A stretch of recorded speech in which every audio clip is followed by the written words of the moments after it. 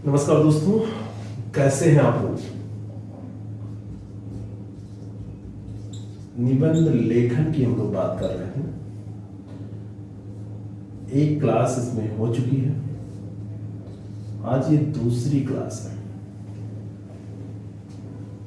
Concept कुछ निबंध के बारे में आपके क्लियर हो जाए, कुछ आइडियाज आपको मिल जाए जिसके आधार पर आप आगे अपना निबंध लिख सकें। पहले वीडियो के अंतर्गत जो हमने बातें की थी उसमें हमने आपसे ये कहा था, ये बात हुई थी, ये चर्चा हुई थी कि निबंध को कैसे लिखते हैं। एक सामान्य चर्चा हमारी हो गई थी। आज उसी के आगे की चर्चा है। तो उसमें स्टार्टिंग, बीच के पैराग्राफ यानी कि जो बॉडी पैराग्राफ होता है बीच में जो आप लिखते हैं, और अंत में जो उपसंहार है, जो अंत करते हैं आप, समापन करते हैं निबंध का, उसके बारे में बात होगी। कैसे उसको करेंगे, कैसे स्टार्ट करेंगे, कैसे बीच के पैराग्राफ में क्या डालेंगे, कौन सी कंटेंट डालेंगे, सारे निबंध के लिए कॉमन है। फिर इतना जब हो जाएगा तब एक एक करके कुछ निबंध हम यहाँ पर डिस्कस करेंगे। उसकी लिस्ट भी मैं आपको प्रोवाइड करा दूंगा, संस्थान से आपको मिल जाएगा, और वो निबंध आपके लिए इंपॉर्टेंट होंगे अभी की परीक्षाओं के लिए, आगे की परीक्षाओं के लिए भी। करंट की कुछ निबंध चेंज होते हैं, बाकी बहुत सारे टॉपिक इसमें स्टैटिक्स हैं, जो कि बिल्कुल स्टैटिक टॉपिक है। तो वो स्टैटिक टॉपिक ऐसे ही बने रहते हैं हमारा, वो हर साल पूछे जाते हैं। तो ये क्लास उनके लिए भी उपयोगी है जो इस साल पेपर दे रहे हैं, आगे के लिए। तो पहले वीडियो में जो हमने बात की थी उसमें हमने ये बात की थी कि निबंध होता क्या है, निबंध आपके सिलेबस में क्यों रखा गया, निबंध से आपसे कौन सी अपेक्षा की जाती है, कौन सी अपेक्षाएं की जाती हैं, क्यों रखा जाता है आपके सिलेबस में, क्या आप लिखें उसमें, ये सारी बात हुई। निबंध को हमने बताया था कि मूल रूप से इसको 3 भागों में हम बांट लेते हैं। जब भी कोई ऐसे राइटिंग आप करते हैं तो उसको 3 भागों में बांटते हैं। एक तो आप जब स्टार्ट करते हैं, स्टार्टिंग पैरा जो होता है उसको आप बोलते हैं प्रस्तावना हिंदी में। दूसरा मैंने आपसे कहा था कि बॉडी पैराग्राफ होता है, यानी कि बीच में जो होता है बॉडी पैरा, यही मूल होता है इसका। मैंने कहा था कि जो भी पूरे निबंध में लिखना था वो आपने यहां पर दिखा दिया। अब जो दिखा दिया यहां से आप यहां जाएंगे और यहीं पर सारा जितना भी मटेरियल है निबंध का वो सब यहीं लिखेंगे आप ना। यहां पर क्यों? क्योंकि यहीं पर आपके पास सबसे ज्यादा स्कोप है। 10 से 15% शब्द यहां पर खर्च करने हैं, 75 से लगभग 75% के आसपास यहां, और 10 से 15% यहां पर आपको अंत में जब उपसंहार आप करेंगे, जहां पे द एंड आप करते हैं, सिंपल भाषा में आप इसको समझ लीजिए, तो उपसंहार में आप 10 से 15% शब्दों को खर्च करते हैं। जितने भी शब्दों का निबंध होगा उसी हिसाब से आप ये डिसाइड कर लेंगे। जितने भी शब्दों का निबंध होगा उतने ही हिसाब से आपका पैराग्राफ भी होगा। 70-80 शब्दों का एक पैराग्राफ होगा। तो अगर 1000 शब्द का निबंध है तो आप उस हिसाब से 12-14 पैराग्राफ के बीच लिखेंगे। अगर आपका 800 शब्द का, 700 शब्द का निबंध है, 600 शब्द का निबंध है, तो उस हिसाब से आप इसको बांट लेंगे। 70 शब्द के, 80 शब्द के एक पैराग्राफ बनाएंगे, 10 पैराग्राफ में इसको बांट के लिख देंगे। लेकिन ये मोटे मोटे तौर पर ऐसे विभाजन आप कर सकते हैं। सबसे महत्वपूर्ण अब जो मुद्दा है वो है कि इसकी स्टार्टिंग कैसे करें। स्टार्टिंग करने की जब बात आती है तो सबसे बड़ी दिक्कत का सामना यहीं पे करना पड़ता है, और वो जो दिक्कत होती है वो इस चीज को लेके होती है कि क्या हम सबसे पहले लिखें। निबंध मान लीजिए आपसे कोई पूछा गया, साहित्यिक निबंध है या आपसे कृषि पे पूछा गया, तो कृषि पे निबंध है या फिर आतंकवाद पे पूछ लिया गया, तो कैसे इसको शुरू करेंगे। कई तरीके हैं स्टार्टिंग के, और उनमें जो सबसे महत्वपूर्ण ध्यान रखने की बात यह है कि थोड़ा सा अलग करना, अपने निबंध को थोड़ा सा आपको अलग करना है अपने ऐसे राइटिंग को। तो सबसे पहले हम बात स्टार्टिंग की कर ले रहे हैं कि कोई भी ऐसे कैसे स्टार्ट होगा। स्टार्ट करते समय आपके सामने कई विकल्प हैं, और उन विकल्पों में से आपको एक चुनना है, क्योंकि सारे तरीके एक ही ऐसे में, एक ही निबंध में आप नहीं अपना सकते हैं। ठीक है, तो सबसे पहले बात आती है कि निबंध को, जैसे मान लीजिए कि आपसे एक उदाहरण में लेके चल रहा हूं, आतंकवाद अक्सर पूछा जाता है। आतंकवाद पर आपसे निबंध पूछ लिया गया। आतंकवाद आप परिभाषित कर दीजिए, आतंकवाद है क्या, शुरू कर दीजिए निबंध लिखना। आतंकवाद का अर्थ बता दीजिए, आप शुरू कर दीजिए। आतंकवाद के बारे में कुछ उसकी विशेषताओं को उठाइए। विशेषताएं मतलब कुछ जरूरी नहीं है कि वो अच्छी चीजें हो, बुराइयों को वहां से शुरू कर दीजिए। लेकिन मैंने आपको बताया था कि जब कोई ऐसा निबंध आपके सामने आए जहां पे थोड़ा सा थॉट आपको देना हो, हर एक निबंध में आपको थॉट देना होता है, ये भी जान लीजिए, है ना। कुछ आपको लगते हैं कि ये बेसिकली थॉट है, जैसे योजनाओं पे जब पूछ लिया जाता है तो वहां पे इंफॉर्मेशन अगर है तो उससे काम बनता है आपका, लेकिन थॉट वहां पे भी लगता है, क्योंकि योजनाओं को जब आप उसका परीक्षण करेंगे, कहने का मतलब ये है कि योजनाओं को जब आप देखेंगे कि वो कितनी सफल हो सकती हैं, कौन कौन सी समस्याएं आ सकती हैं, है ना, उसका आलोचनात्मक मूल्यांकन आप कहिए, एक शब्द है आलोचनात्मक मूल्यांकन, तो उसको जब आप करेंगे तो वहां पर भी आपको अपने विचार देने पड़ेंगे, आप क्या सोचते हैं ये सब बताना पड़ेगा। मैंने कहा कि कोई दृष्टांत आप उठाइए वहां से इसको, तो स्टार्टिंग का एक सबसे बड़ा जो तरीका होता है वो होता है कोई दृष्टांत ले लीजिए और कोई दृष्टांत लेके इसको शुरू कर दीजिए। कोई भी दृष्टांत लीजिए, आतंकवाद से रिलेटेड अगर पूछा जा रहा है तो आप पुलवामा अटैक को ले लीजिए, जो अभी हाल का अटैक है, सबसे जो हाल का आपको जो भी मिले वो घटना आप पेपर में पढ़ते रहते हैं। न्यूज़पेपर जब आप पढ़ते हैं तो केवल करंट अफेयर तैयार करते हैं, अगर ऐसा करते हैं तो आप 10% केवल तैयारी कर रहे हैं।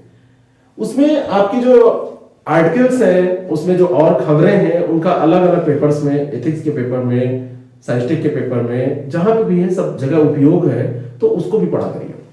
पुलवामा है, संसद भवन पे जो हमला हुआ था, ताज पे जो अटैक हुआ था, इनमें से कोई दृष्टांत लीजिए, कोई घटना लीजिए, यहां से शुरू कर दीजिए, है ना। आतंकवाद की बात इस तरीके से हो गई। सबसे खराब तरीका होगा कि आतंकवाद को परिभाषित करके आप शुरू करेंगे, आप इसकी विभीषिका को बता रहे हैं, यहां से स्टार्ट कर रहे हैं। चलिए, आपको लगेगा आतंकवाद ही क्यों, दूसरा कुछ नहीं, कृषि, कृषि पे निबंध पूछा गया है, बहुत सारी पंक्तियां हैं, बहुत सारे विचार हैं, बहुत सारी कहानियां हैं, उपन्यास हैं जो कृषकों पे लिखे गए हैं, जो इसकी दशा को वर्णित करते हैं, किसान की दशा को। कृषि का मतलब है किसान से सीधा संबंधित, जहां कृषि है वहां किसान है, और जहां किसान है वहां कृषि है, दोनों बातें हैं ना। हो सकता है किसान हो वो खेती ना कर रहा हो, लेकिन कृषि है तब तो किसान वो है ही, लेकिन जब खेती नहीं करेगा तो किसान कहां भी नहीं जाएगा, ये भी जान लीजिए। यहां भी कोई कहानी आप उठा सकते हैं। एग्रीकल्चर पे आपको निबंध लिखना है, आप पूछ की रात कहानी उठाइए, आप गोदान के होरी को उठाइए, बात समझ में आ रही है। यहां से दृष्टांत लीजिए, इसको लिखने का प्रयास कीजिए। किसानों पर अगर लिखना है, किसानों की आत्महत्या पर लिखना है, किसानों की कोई भी ऐसी बात है जो किसानों की समस्या है, उस पर आपको निबंध लिखना है। किसानों के व्यवसायी, खेती के व्यवसायीकरण पर लिखना है, तो आपके पास दृष्टांत है कुछ, उससे आप लिख सकते हैं। अगला एक तरीका होता है कि आप कोई उक्ति उठा लें, कोई कथन उठा लें। खेती के व्यवसाय की अगर बात हो रही है तो खेती के व्यवसाय में भी फायदा आप ढूंढेंगे तो पहले आपको खेती समझानी पड़ेगी, तो वहां पर आप बताएंगे कि खेती के व्यवसाय में फायदा होता है, लेकिन खेती करने का भी एक कायदा होता है, और ये कायदा कहां से आएगा, कायदा तो किसान आपको बताएगा ना। मल्टीनेशनल कंपनियां इंटर कर रही हैं, बहुत सारी मल्टीनेशनल कंपनियां खेती क्षेत्र में बहुत तेजी से इंटर कर रही हैं। उनको टमाटो केचप बनाना है, उनको कुछ जेली बना के बेचना है, चिप्स बनाना है, आलू चाहिए, टमाटर चाहिए, कहां से आएगा, है ना। खेती की तरफ से युवाओं का मोह भंग हो रहा है। आजकल जो युवा है वो सोचते हैं कि नौकरी करो, खेती में क्या रखा है। तो पुरानी बात को आप याद दिला सकते हैं, भारत जैसे देश में खेती का क्या महत्व था। उत्तम करे कृषि, मध्यम करे व्यापार, और सबसे छोटे करे नौकरी, ऐसा कहा जाता था पहले। जो सबसे उत्तम होता था वो खेती करता था, जो मध्यम होता था वो व्यापार करता था। कैपेबिलिटी की बात हो रही है। और जो सबसे छोटा होता था वो नौकरी करता था, क्योंकि जो कृषि करने वाले लोग होते हैं उनका सीधे प्रकृति से नाता होता है, और प्रकृति के जो करीब है उसको ईश्वर के करीब माना जाता है। बात समझ में आ रही? किसानों की अगर आय की बात हो रही है तो उसको व्यवसाय से जोड़ने से आप शुरू कर सकते हैं। यहां से स्टार्टिंग कर सकते हैं कि कृषि को व्यवसाय से जोड़कर ही किसानों की समस्याओं का समाधान किया जा सकता है। एक लाइन में आपने पूरे निबंध की रूपरेखा वहीं पे बता दी कि आगे हम क्या करने वाले हैं, है ना। परिश्रम की बात है, त्याग की बात है, संतोष की बात है, संयम की बात है। किसान से ज्यादा कहां आपको मिलेगा? फसल लगा देता है, बो देता है किसान, उसकी निराई गुड़ाई करता है, सिंचाई करता है, और एक बार बाढ़ सूखा कुछ भी आता है, नष्ट हो जाते हैं, फिर से उसको सहना पड़ता है, संयम की जरूरत पड़ती है। ये सारी चीजें आप इनसे सीख सकते हैं, नैतिक मूल्य है जो आप किसानों से सीख सकते हैं। ऐसे आप स्टार्टिंग करिए। भारत सरकार कुछ योजनाएं चला रही है, भारत सरकार किसानों के लिए कुछ अच्छा करना चाह रही है, किसानों के कर्ज को निपटाने की बात हो रही है। किसान कर्जदार रहेगा जो हमारा पेट भरने का काम करता है, अगर वो कर्जदार हो जाएगा, वो भूखों मरेगा, तो हमारा पेट कैसे भरेगा भविष्य में? किसानों को जमीन अगर बेच देनी पड़ेगी तो खेती कैसे करेंगे वो? इस तरीके से स्टार्टिंग आप यहां से कर सकते हैं। बात समझ में आ रही है? इसी तरीके से ठीक ऐसी ही स्टार्टिंग अगर आपसे शिक्षा पे पूछ ली जाए तो शिक्षा पे भी बहुत सारी चीजें, बहुत सारे कोर्स हैं जो मैं आपको सारी सूची प्रोवाइड करा दूंगा। हमारा जो ऐसे का कार्यक्रम होता है उसमें हम सारी सूची देते हैं। जैसे कहा जाता है अगर यहीं पे एग्रीकल्चर से आ जाए तो आपने ऐसे शुरू किया, शिक्षा पे आ जाए कि अगर शिक्षा व्यवस्था सुधरती है तो कैसे भविष्य सुधरता है। तो एक बेहतरीन किताब की अगर बात की जाए, एक शिक्षक के उद्देश्यों की बात की जाए, शिक्षा के उद्देश्यों की बात की जाए, तो एक कहावत है कि एक बेहतरीन किताब 100 अच्छे दोस्त के बराबर होती है, लेकिन एक सर्वश्रेष्ठ दोस्त पुस्तकालय के बराबर होता है। ये कलाम साहब का स्टेटमेंट है। अब यहां पर शिक्षा की भी बात हो रही है, लेकिन शिक्षा भी कैसी, जिसमें नैतिक मूल्य भी हो, दोस्ती निभाने की भी बात की जा रही है। मार्केट फुलर का एक स्टेटमेंट है कि आज पढ़ने वाला कल का नेता होगा, लीडर होगा। उन्होंने कहा था कि जो आज पढ़ रहा है वो कल का लीडर होगा। बात समझ में आ रही है? अल्बर्ट आइंस्टीन ने एक बार कहा था कि जो शिक्षा है, शिक्षा का उद्देश्य तथ्यों को सीखना नहीं होता है, बल्कि शिक्षा का मुख्य उद्देश्य दिमाग को प्रशिक्षित करना होता है, ट्रेन करना होता है, आपके दिमाग को, आपके ब्रेन को। आज की जो नई शिक्षा नीति है उसमें जो परिवर्तन किए गए हैं, कहीं ना कहीं वो ट्रेनिंग की तरफ जा रहे हैं। केवल तथ्य को सिखाने की बात उसमें नहीं हो रही है।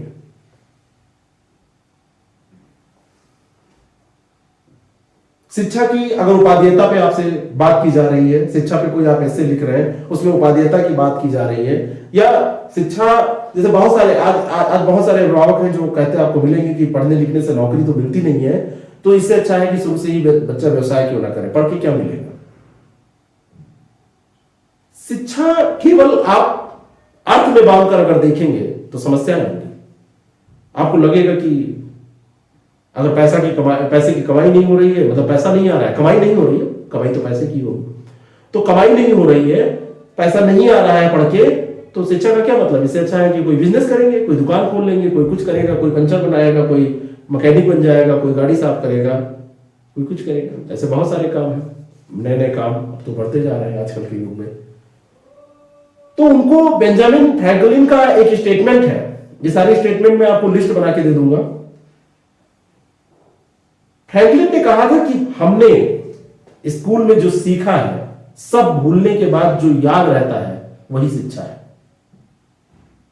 जो भी स्कूल में सीखा। अब इनके स्टेटमेंट को ध्यान से आप देखिए, इन्वेस्टमेंट की तरह वो देख रहे हैं इसको। ज्ञान का निवेश सर्वोत्तम भुगतान है, ज्ञान का निवेश सर्वोत्तम भुगतान है। सर्वोत्तम भुगतान वही है ना, जो स्कूल में सीखा वो सब भूल गए, उसके बाद जो बचा रहेगा वही शिक्षा है, ये ऐसा कह रहे हैं। तो शिक्षा के अगर व्यवसायीकरण की बात होती है ठीक है, लेकिन शिक्षा केवल पैसे कमाने के लिए नहीं। कौशल विकास कार्यक्रम चलते हैं ठीक है, लेकिन वहां पे आप इसको डाल सकते हैं कि केवल पैसा कमाने के लिए अगर कोई शिक्षित हो रहा है तो उसका उद्देश्य वास्तव में शिक्षा के प्रति बहुत छोटा है।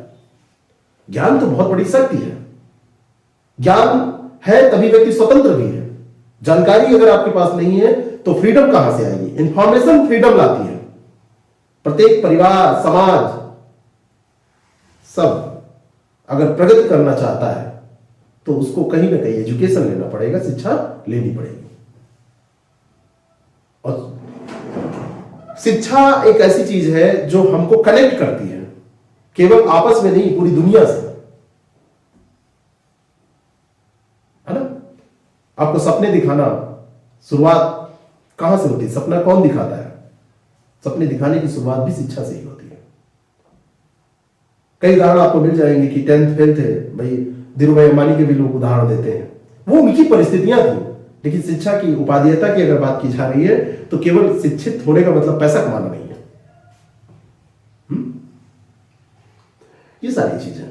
और सीखने की जहां तक बात है तो सीखने की अगर क्षमता किसी में होती है तो स्कूल जाए या ना जाए, वो हर तरीके से सीख लेता। हो सकता है पढ़ा लिखा आदमी उतना ना सीख पाए जितना बिना स्कूल गया आदमी, अनपढ़ आदमी, वो सीख जाता है। तो वो तो जुनून की बात है, वो तो एक अलग बात है।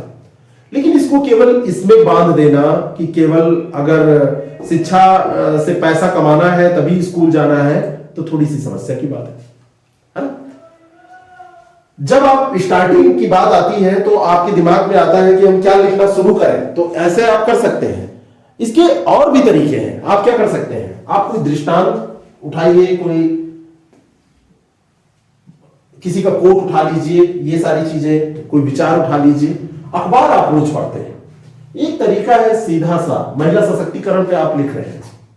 अभी हाल ही में खबर आ रही है कि विवाह की जो उम्र है वो 18 से 21 न्यूनतम उम्र करने जा रही है गर्ल्स की, गवर्नमेंट। विभिन्न विचार है इस पे, ज्यादातर लोग इसके पक्ष में हैं, कई लोग कहेंगे नहीं ये सही नहीं है। महिला सशक्तिकरण के लिए एक बड़ा कदम है ना, महिलाओं पे अगर आप लिख रहे हैं तो यहां से उठाइए। पर्यावरण प्रदूषण की बात अगर हो रही है, आप दिन भर वीडियोस देखते हैं पोल्यूशन पे, आप दिन भर न्यूज पढ़ते रहते हैं पोल्यूशन पे। दिल्ली में आप देखते हैं कितना पोल्यूशन के कारण समस्या है, वहां पे सांस लेना मुश्किल होता है। एक फिल्म मैंने देखी थी, एक वीडियो क्लिप किसी ने मुझे शेयर किया था, साल 2 साल पहले, 2 साल हो गए, आपने भी देखी होगी, कि उसमें भविष्य में ऑक्सीजन के ट्रेड की बात की गई है। टेक्नोलॉजी इतनी एडवांस हो जाती है कि आप ऐसे हाथ करते हैं, स्क्रीन सामने पैनल आके आ जाता है, ऑर्डर आप कर देते हैं, ऐसा कुछ उसमें दिखाया गया था। लेकिन इतनी ज्यादा डिमांड हो गई कि ऑक्सीजन की सप्लाई नहीं हो पा रही है। इंसान के पास पैसा है, इंसान अमीर हो गया है, इंसान के पास बहुत कुछ हो गया है, टेक्नोलॉजी से वो घिरा पड़ा है, हाथ पांव चलाने की जरूरत नहीं है, लेकिन ऑक्सीजन ही नहीं बची है। और ऑक्सीजन नहीं बची तो वो सांस नहीं ले पाएगा, तो क्या करेगा? कैसे किसी भी चीज का लुत्फ उठाएगा? आप पढ़ते रहते हैं, आपके पास दिन भर व्हाट्सएप पे, फेसबुक पे पूरी एक यूनिवर्सिटी है जिसपे ज्ञान बढ़ता रहता है। उस ज्ञान का भी उपयोग आप कर सकते हैं स्टार्टिंग से। महिला सशक्तिकरण पे लिख रहे हैं, कितना महत्वपूर्ण कदम है 18 से 21 साल करना, यहां से आप ले लीजिए। पर्यावरण प्रदूषण की बात हो रही है, दिल्ली के कोयले की आप बात कर लीजिए। फिल्म में आपने कोई वीडियो देखा है, कोई फिल्म देखी है, फिल्म में कोई जिक्र किया गया है, उसकी बात कर लीजिए। एक धुआं करके फिल्म है, वहां से भी आप ले सकते हैं। अखबार से घटना उठाइए, वहां से कर लीजिए। साहित्य की उपादेयता की बात हो रही है, आप शुरू करिए। कीरत धनित भूति बल सोई, सुर सरि सम सबकर हित होई, तुलसीदास की पंक्ति है साहित्य की उपादेयता पे। परहित सरिस धर्म नहीं भाई, पर पीड़ा सम नहीं अधमाई। आप यहां से शुरू करिए, कुछ सपोर्ट लेके चलिए। लगे तो कहते नहीं कहीं जाना है तो किसी को बड़े को साथ लेके चलो, बात में वजन आ जाएगा, भारीपन आ जाएगा। क्यों कहते हैं? इसीलिए कहते हैं कि सामने वाला ना भी मानना होगा तो मानेगा, है ना? कहीं भी जाते हैं, कोई ऐसा काम करने जाना है, शादी विवाह या कुछ भी, जमीन लिखवाने जाना है, प्रॉपर्टी, तो 2-4 लोगों को दस्तखत आपका होना है ना? कैश आपको देना है, लेकिन कुछ साथ ले लो भाई। तो ये अल्बर्ट आइंस्टीन जी, फ्रैंकलिन, गांधी, इन लोगों के स्टेटमेंट, विचारकों के विचार, इनको साथ लेके चलिए, मजा आएगा आपको। जो आप लिख के आएंगे उसका सपोर्ट आपके पास होगा, और सपोर्ट होगा तो आप सपोर्ट के बल पे कुछ मार्क्स पा जाएंगे। जहां कुछ नहीं है, कुछ भी आपको याद नहीं आ रहा, तब भी घबराना नहीं है। स्टार्टिंग तो आप परिभाषा से अर्थ बता के भी कर सकते हैं, यानी कि आप परिभाषा और अर्थ से भी स्टार्टिंग कर सकते हैं। मान लीजिए ये सब कुछ याद ना है, ये दृष्टांत नहीं याद आया, ये स्टेटमेंट याद नहीं आया, ये करंट अफेयर की कोई न्यूज याद नहीं आई, परिभाषा या अर्थ आपको पता है। मनरेगा भी पूछा गया कई बार इससे, आयुष्मान भारत पे अगर पूछ लिया जाए, नमामि गंगे मिशन पे पूछ लिया जाए, शुरू कर दीजिए, जैसे भी आप कर पाइए, कोई दिक्कत नहीं, शुरू कर दीजिए, बिल्कुल शुरू कर दीजिए, कोई समस्या ही नहीं। कर्ज माफी पे पूछा गया तो आपके पास बहुत सारे थॉट हैं, खेती के लिए कर्ज और जीवन जीने के लिए कर्ज, दो तरीके के कर्ज, और किसान इसी में उलझा रहता है। एक तरफ आपदाएं उसको परेशान करती है, कभी अनावृष्टि तो कभी अतिवृष्टि, कभी चक्रवात, कभी ओला, कभी फसलों का उत्पादन प्रभावित होता है, दूसरा कारण होता है फसलों का उत्पादन हो भी जाता है तो मंडी तक पहुंचाने और बिचौलियों के द्वारा खा जाने के कारण उसको पैसा नहीं मिल पाता, घाटे का सौदा हो जाता है किसी इस तरीके से। और जब ऐसा होता है तो कर्ज में डूबा किसान कर्ज के जंजाल में, कर्ज के चक्र में फंसता चला जाता है और अंततः आत्महत्या जैसी स्थितियां उसके सामने आ जाती हैं। जहां तक कर्जमाफी की बात है तो किसानों का भला हो या ना हो, इसमें चुनावी पार्टियों का भला होता है। कर्जमाफी को चुनावी हथियार के तौर पर इस्तेमाल किया जाता है और चुनाव के समय जो विभिन्न दल हैं वो अपने मैनिफेस्टो में अपने जो लोक लुभावन वायदे होते हैं उसमें वो डालते हैं कि हम त्वरित राहत देंगे, वायदा कर देते हैं, भविष्य के बारे में नहीं सोचते, अर्थव्यवस्था के बारे में नहीं सोचते, है ना। अब ये जो कर्ज माफी हो रही है वो किसानों की समस्या का अस्थायी समाधान क्या है या अर्थव्यवस्था पर इसका गहरा प्रभाव पड़ेगा, ये आपके दो प्रश्न होंगे जो मुद्दे आप उठाएंगे और इसी के बारे में आप लिखेंगे। नीति आयोग की रिपोर्ट है इस पे कि कर्ज माफी किसानों की समस्या का अस्थायी समाधान नहीं है। न्यू इंडिया एक्ट 75 आरबीआई की रिपोर्ट थी, उसमें कहा गया था कि अर्थव्यवस्था की सेहत के लिहाज से कर्ज माफी एक अच्छा कदम नहीं है। इस तरीके से स्टार्टिंग करिए। आयुष्मान भारत योजना पे पूछ लीजिए, मान लीजिए पूछ लिया आपसे, स्टार्टिंग करनी है, कुछ आपको समझ में नहीं आ रहा है भाई, शिक्षा और स्वास्थ्य ये बेसिक इंफ्रास्ट्रक्चर जो गवर्नमेंट के काम है उनके लिहाज से जो इंसान की मांग है भाई क्या है कि हम अच्छे से स्वस्थ रहें, फिर पढ़ाई लिखाई अच्छी हो जाए, तभी तो हमारा मानव संसाधन डेवलप हो पाएगा, विकसित हो पाएगा। इस तरीके से आप नहीं शुरू कर पा रहे हैं, नहीं कुछ याद आ रहा है तो आप लिखिए कि 23 सितंबर 2018 को इसको लागू कर दिया गया था, है ना। इसमें मुफ्त इलाज की बात मतलब की जाती है ना? प्राइवेट हॉस्पिटल्स में भी इसमें इलाज होता है। पीएम जन आरोग्य योजना के नाम से भी इसको जाना जाता है। ऐसे ही स्टार्टिंग करिए, क्या क्या कवर होता है आप ये उसमें लिखिए। इस तरीके से स्टार्टिंग हो गई। अब आते हैं हम मिड पैराग्राफ में, यानी कि जो बॉडी पैराग्राफ है वहां पर क्या लिख के आपको अपना काम बनाना है। लिखना आपको आता है तो मैं आपको तरीका बता रहा हूं, और नहीं लिखना आता है तो लिखना भी सिखा दूंगा। 10, 15, 20 हिस्से में आप हमारे साथ रहेंगे, सब आपको आ जाएगा। आप ऐसा ऐसे लिखने लगेंगे कि आपको लगेगा कि हाँ यही पे जो करना है सब सामने आपके होगा। ऐसा कुछ नहीं कि मैं ऐसे वहां से लिख के लाऊं फिर आपको मैं पढ़ के सुना दूं, ऐसा कुछ नहीं, सब आपके सामने।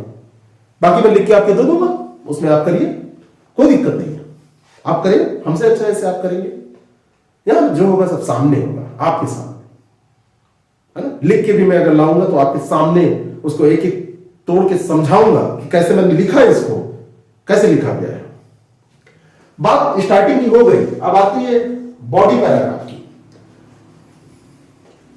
जो मिड पैरा है, जहां पे आपको सबसे ज्यादा शब्द देने हैं, सबसे ज्यादा समय खर्च करना है, सबसे बेस्ट जिसको लिखना है, जहां पे आपके विचार जाते हैं, वह है मिड पैराग्राफ। मिड पैरा, है ना, जिसको आप कहते हैं बॉडी पैरा। 75% से 80% मर मसाला सब यहीं पे रहता है। यहां पर क्या करना है आपको समझ लीजिए, सीख लीजिए। कोई नहीं बताने वाला है आपको, कोई भी ये सब बताने वाला नहीं है आपको। आपको पका पकाया ऐसे दे दिया जाएगा, आपको किताब से छाप के कॉपी करके दे दिया जाएगा, फोटो खींच के दे दिया जाएगा। तरीका सीखिए। जापान में एक कहावत है कि मछली देने से अच्छा है मछली पकड़ना सिखा देना। मैं पकड़ना सिखा रहा हूं, आप इसको सीखिए, कोई नहीं बताएगा आपको। कोई भी टॉपिक जो है दिमाग के सेंटर में उसको रखिए, कोई भी टॉपिक है, मैं यहां पे क्वेश्चन मार्क लगा दे रहा हूं, आप कोई भी टॉपिक यहां पे भर दीजिएगा। तरीका सीखिए, तरीका। आपको मैं ऐसे रटाने नहीं जा रहा हूं, आपको मैं जितने भी ऐसे कराऊंगा कोई भी रटाऊंगा नहीं। और दावा है, रिकॉर्ड है अपना, जितने सिलेक्शन हुए हैं उनसे पूछ लीजिए आप जाके कि कोई ऐसे उन्होंने रटा था, बस एक बार देखा था, 2 बार देखा था वीडियो, कोर्स ज्वाइन किया था तो उनको पीडीएफ मिल गया था, उनको कोर्स वगैरह मिल गए थे, उन्होंने पढ़ लिया था, दिमाग में कंटेंट था, चले गए, दे आए, हो गया एग्जाम, 100 नंबर आ गए पीसीएस में, आरओ में आ गए, अच्छे मार्क्स, सेलेक्ट हो गए, 80 नंबर से ऊपर आरओ में पा गए हैं लोग, 85 नंबर पा गए हैं। ठीक है, कोई भी टॉपिक यहां पर लीजिए, कोई दिक्कत नहीं है। कुछ चीजें बता रहा हूं, आपको ओपन करना है, इसको ओपन करना है। और ओपन क्या करना है, कुछ मुद्दे हैं कि ये जो हम करने जा रहे हैं वो क्या है, सब आपको ये पता भी है। अगर योजना है तो कब शुरू हुई, और योजना नहीं है तब क्या, उसमें भी कब शुरू हुई। साहित्य है, साहित्य की उपादेयता पे बात आ रही है, क्या है साहित्य, साहित्य की उपादेयता का यही तो पूछा जा रहा है, तो ये क्या है का जवाब हो गया। कब शुरू, योजना में ही कब शुरू नहीं होगा, यहां पे भी शुरू। साहित्य कोई नवीन विधा नहीं है, मतलब साहित्य कुछ नया नहीं है कि अभी कल प्रस्तुत हुआ आपके सामने, आज इससे पूछ लिया गया।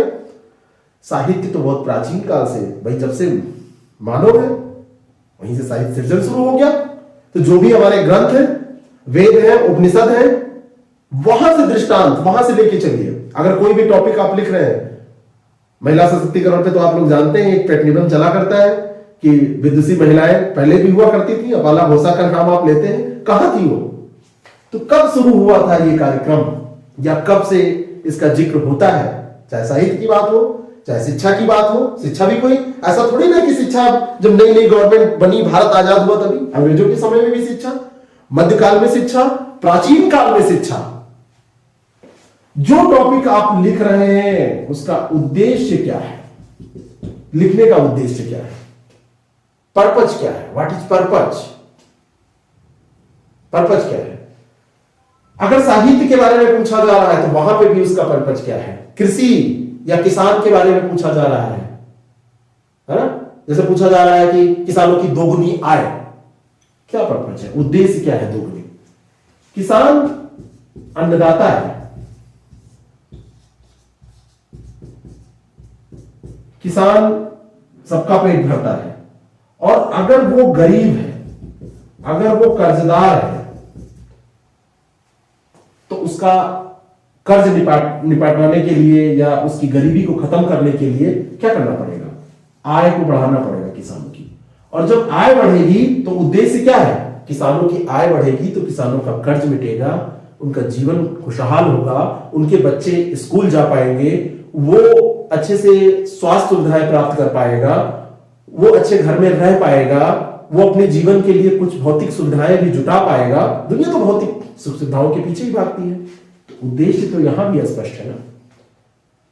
आतंकवाद, आतंकवाद पे बहुत सारी नीतियां, बहुत सारे, अभी भी मीटिंग हुई अंतरराष्ट्रीय स्तर पर, जितने सम्मेलन होते हैं उनमें आतंकवाद को जड़ से मिटाने की बात की जाती है। पाकिस्तान के धन पे पाबंदी लगाई जाती है, आतंकवाद पे जो पैसा एकत्रीकरण होता है उस पर पाबंदी लगाई जाती है, मनी लॉन्ड्रिंग को रोका जाता है, ड्रग्स स्मगलिंग, जितनी भी चीजें हैं इनको रोका जाता है। क्यों, उद्देश्य क्या होता है, वहां पे भी तो उद्देश्य आ गया।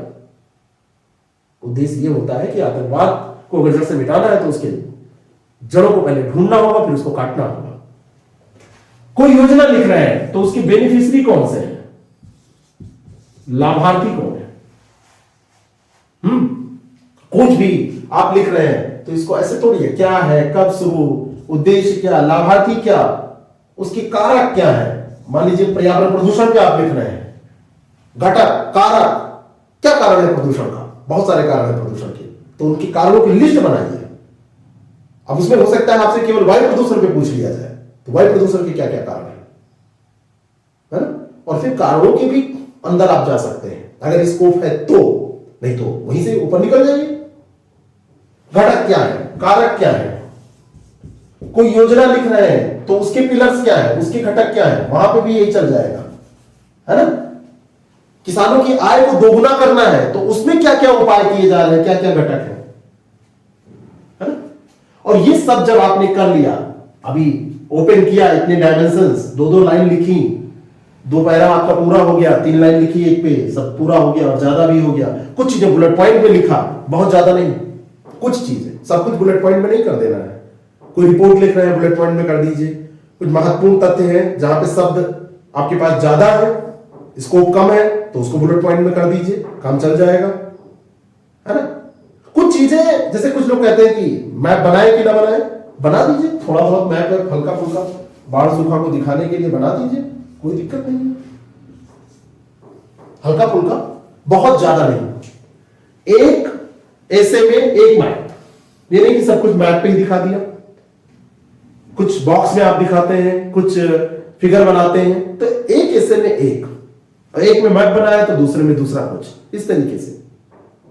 और जब इतना काम कर लिया तब आपने कहा कि अब जो भी उसका हो रहा है उसका अगला तोड़िए कि इसका प्रभाव क्या है।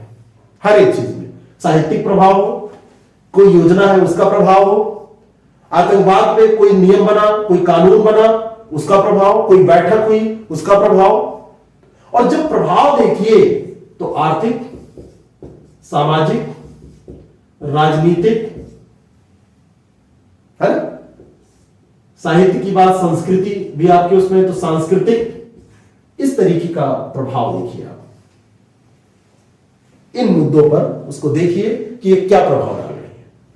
छोटी छोटी घटनाएं सांस्कृतिक प्रभाव डाल सकती हैं, हो सकता है संस्कृति चेंज हो जाती है। अगर एक मैंने उदाहरण आपको दिया, 18 से इसको 21 कर दिया जाए, जो मैरिज की बात होती है गर्ल्स की, हर तरीके से प्रभाव पड़ेगा।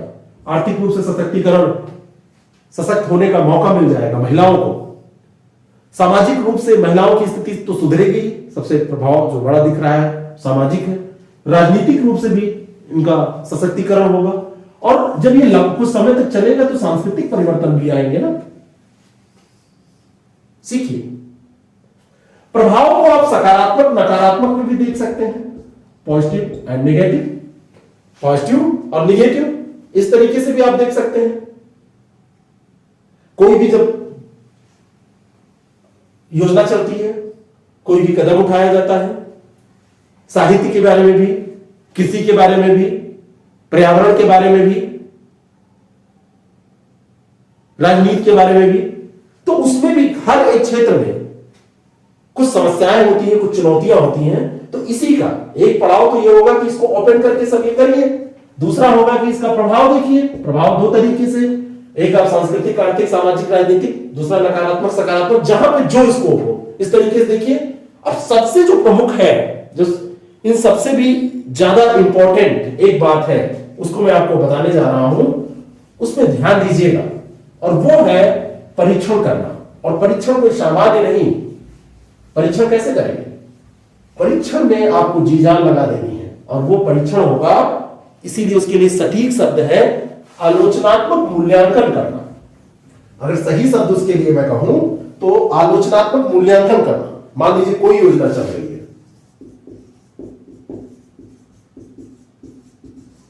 मान लीजिए कि कोई सरकार की कोई योजना, चाहे एग्रीकल्चर, चाहे प्रदूषण की बात हो, प्रदूषण को कंट्रोल करने के लिए। साहित्य की बात है, साहित्य की उपादेयता पे पूछा गया है, साहित्य और संस्कृति के संबंधों पे पूछा गया है, साहित्य का समाज पे प्रभाव के बारे में पूछा गया है, तो उसका आलोचनात्मक मूल्यांकन। अगर कोई योजना है तो उसमें समस्याएं क्या आएंगी उसके क्रियान्वयन में, चुनौतियां क्या आएंगी उसके क्रियान्वयन में, उसको लागू करने में, क्या क्या इसके लूप होल्स हैं, उनको आप देख लीजिए। और अगर दूसरा मुद्दा है, संस्कृति की बात हो रही है, साहित्य की बात हो रही है ना, कर्ज माफी की बात हुई, तो आप इन पे देख सकते हैं। लेकिन अगर किसानों की दशा के बारे में बात हो रही है और उसमें आपको कुछ वैचारिक अपने सुझाव देने हैं, तो आप देखिए कि वास्तव में जो वर्तमान स्थिति है, सरकार जो प्रयास कर रही है, संस्कृति के बारे में अगर है ना, अगर अगर उसमें कुछ ऐसा दिया हुआ है कि जैसे सामाजिक स्थिति महिलाओं की है ना, दशा और दिशा पे लिखना है, तो उस स्थिति का आप मूल्यांकन करिए कि कहां तक प्रयास किए गए, यहां पे लाइए कोई भी प्रयास हो, और कहां तक वो सफल रहे, इसका रेशियो आप देखिए, कहां तक किए गए बिल्कुल मैथमेटिकल, और कहां तक सफल रहे। लेकिन आलोचनात्मक मूल्यांकन में केवल निगेटिव में मत चले जाइएगा, नकारात्मक सकारात्मक दोनों पक्षों को, और यहां से जो सकारात्मक है उन्हीं के भरोसे आपको अभी निष्कर्ष पर जाना है, द एंड जहां पे करना है, तो द एंड में यहां पे इसी के भरोसे जाना है, निष्कर्ष पे जाना है, सुझाव वहां पे आपको देना है, समाधान प्रस्तुत करना है। तो यहीं से निकलेगा आलोचनात्मक मूल्यांकन से जो सकारात्मक बातें होंगी, यहां से निकाल के उन्हीं को नकारात्मक बताएंगे जरूर, लेकिन उसको छोड़ के ये सकारात्मक के बलबूते पे हम निष्कर्ष या समाधान या सुझाव पे पहुंचेंगे। और कभी भी किसी भी मुद्दे पर एक पक्षीय नकारात्मक सोच के साथ हम अंत नहीं करेंगे, नकारात्मक सुझाव हम नहीं देंगे। वो आएगा कहां से? यही आलोचनात्मक परीक्षण के कारण हमको मिलेगा।